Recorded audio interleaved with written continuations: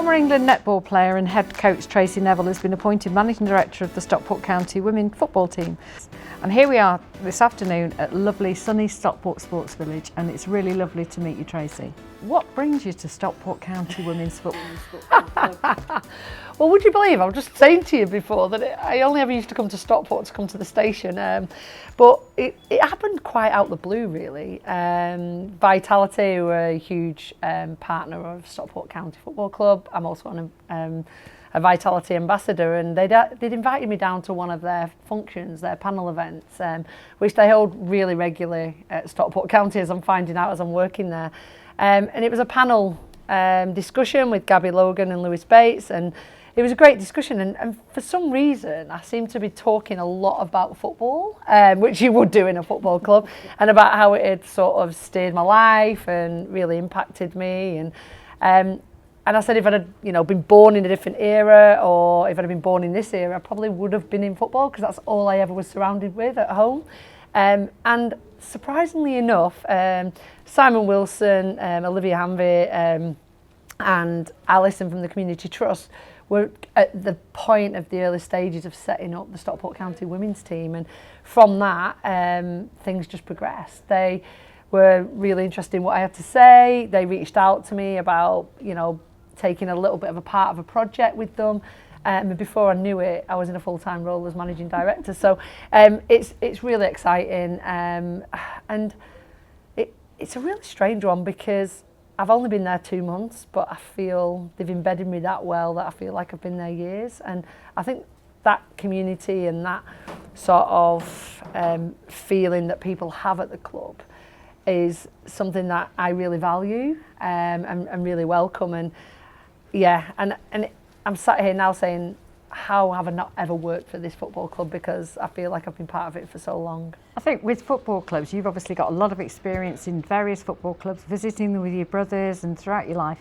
So do you think Stockport County is quite unique in the way that it's got such a community feel?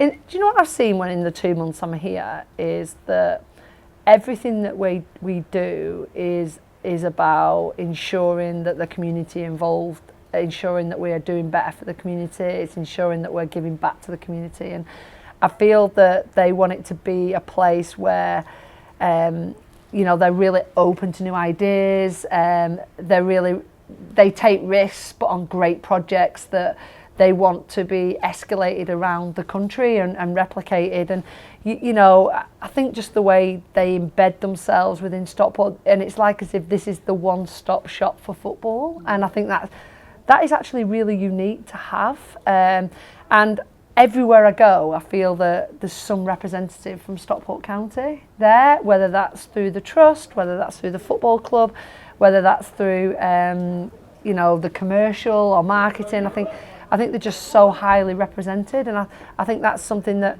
you don't generally get at a football club. And I think everything that I do is always challenged back about how we would enhance the community, and I think that is something that I really embed with, coming from somewhere where I've played most of my sport and been involved in sport around this region. It's no secret that Stockport County itself has got huge ambition for the club, with the owners and with the board and with the all the back office team, and obviously the team that are on the pitch. What ambitions do you have for Stockport Women's Football Club?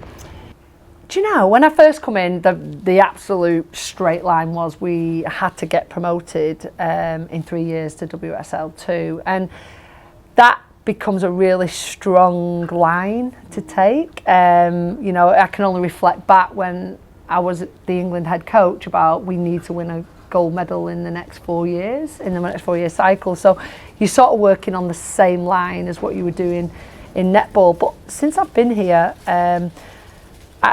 I feel that things have progressed from that. I feel like I've been a lot more open-minded, and I reflect back to before I got appointed. I was brought down to Stockport Sports Village. It was on a Wednesday night, and the weather was horrendous, as it usually is in Manchester. And I just looked out onto the Astro, and there were just over about 270 girls just playing football, all different ages and levels. And it was like a shared facility.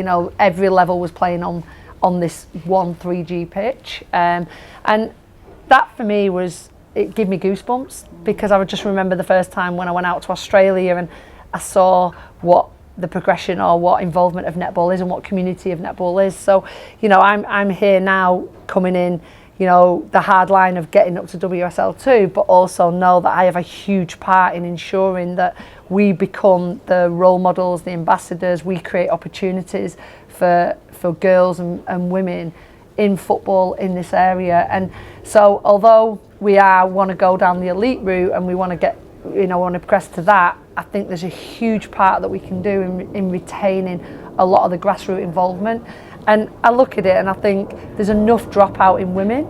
I don't think we as a club should ever stop women, or we should create opportunities for females continuing football. So that there's a strategy around that to be able to do that. And you know, I'm quite excited that my role isn't just the elite level, but I'm also now being able to put into that more grassroots and making, you know, us the football club that females or women really want to come to, but also coaches, we want to create opportunities for them as well. And that is a project that's going to take quite a long time, because I'm in silo at the moment, but I think it's a project that I'm actually excited as well, along with the elite side. It'd be really interesting to see how that evolves over time and see what a difference that makes to the club as a whole, because I say they've got a superb fan base anyway, but it'd be brilliant to see how the women's fan base is going to evolve. Yeah, and I look at football, and you know, my brother was obviously the manager of the Lionesses you know, when I was obviously England the head coach as well, and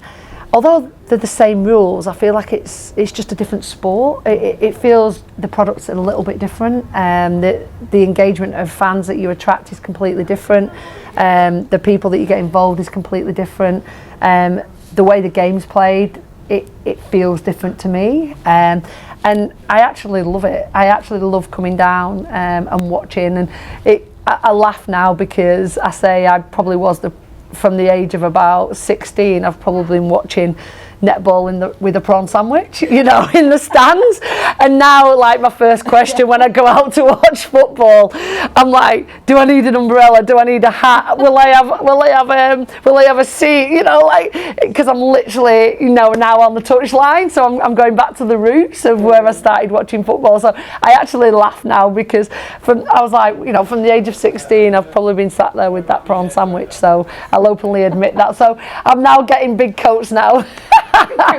Yeah. And I do think to myself, I think I made the mistake of coming down to Stockport on a Wednesday night, and I'd done my hair, done my makeup, and I realised now that was just pointless. If you could borrow one idea from another sport to bring into women's football, what would it be? To champion the commercial, the television, you know, the amount of exposure that football has in the men's game. You know, if I could bring all that into the women's game, I think we would be in such a better position. But I also like that we've got so much growth as well, and that a lot more people are getting more involved, and the challenge of being able to get to that point, because they've had decades to be able to do that. So there is a challenge, and I would like to bring that in, more exposure. What's the most unusual place you've ever watched a football match? Watching Gary has always been unusual.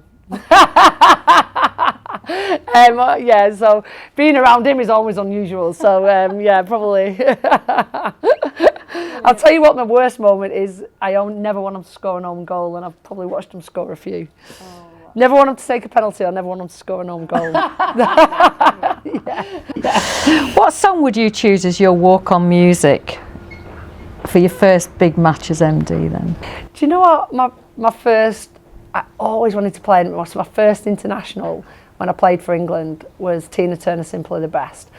And I know it might be the most, probably like now people don't want to play it, or it's had a lot of wear and tear, but it always reminds me of my mum in the lounge singing. You know, it was one of her favourite singers, and just the way she was, I always thought she was dominant female. Do you know, when you look at dominance, presence, loud, you know, took centre stage, and I feel like that is what female sport's about, and I think Tina Turner represented everything to do that. And when you say you're simply the best, that's where you want to be. That's all I grew up going, like, I just simply want to be the best. What's a rule in football you'd secretly like to change just to see what happens? Offside.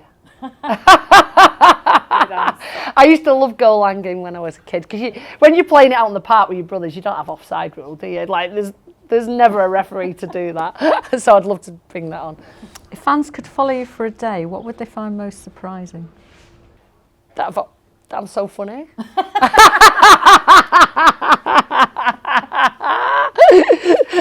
I'm actually a nice person. What would they find so surprising? That we have really high family values. So if they sat down with my close family at a family meal, they would absolutely see every one of us in the light that we are, and they would probably learn to love us, because we are actually a really genuine, caring family. And you might not think this, but we do live by our roots, and we really, everything that we've achieved, we really challenge ourselves to achieve, and we do take risks, but we hold back to where our values are and where we sort of fall back to. So from my perspective, I think you would see a different representation of us in our genuine lives. Do your brothers challenge you now in this role? Did they challenge you? Do you know, me and Philip laugh, because we reckon we'd be absolutely loved by everyone if it wasn't for Gary. We actually laugh at that now, but you know, they are my biggest supports. You know, my dad was probably central in the family. We actually recognise now that my mum is probably the one who probably held us all together, and is probably one who gives us the hugest support. But from my perspective, Gary and Phil are an absolute support system. They challenge me in every single way that they possibly can, but to get the best out of me, but not in a way that's confrontational and I feel overloaded, in a way that, you know, they live by the values of what my dad said, and they're like, well, take this opportunity and run with it. And if you fail, you learn from it and you move on and you take your next challenge. And, you know, and I'm really fortunate to have people around, and even my partner now. You know, I got back from Australia after 3 years. Probably didn't go as well as I would want to have done on the court. It went really well off the court, but not on the court. It's probably one of the journeys that I probably learned my biggest lessons. And he was absolutely key in saying, don't jump into the next thing very, very quickly. And I think that's something that our family have done. Don't jump. You don't feel pressure to jump. Move on quickly. You know, take your time, see what's around, and then when you go, you're going to set off. And I think our family are like rockets, that we take a long time to set off. Artemis. Yeah, a lot of prep goes into it. Yeah, a lot of prep goes into it, and you're not going to go, but when we go, we go. And I think that is something our mantras we've always lived by in our family, that if you're going into it, you're going into it 2 feet. So too. It's been great talking to you, Tracey. Thank Thank you you. very much. Thank you.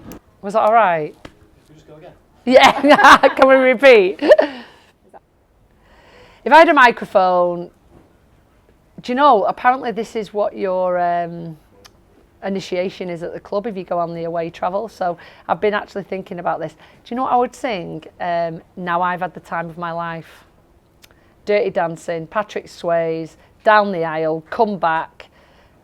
I don't know if I'll be able to pick anyone up, but pick someone up. And the reason I'd say that is that at end of season do with netball, we always put that track on, and there were one, and everyone used to pick one of the players up. So I think I would sing that. Now I've had the time of my life.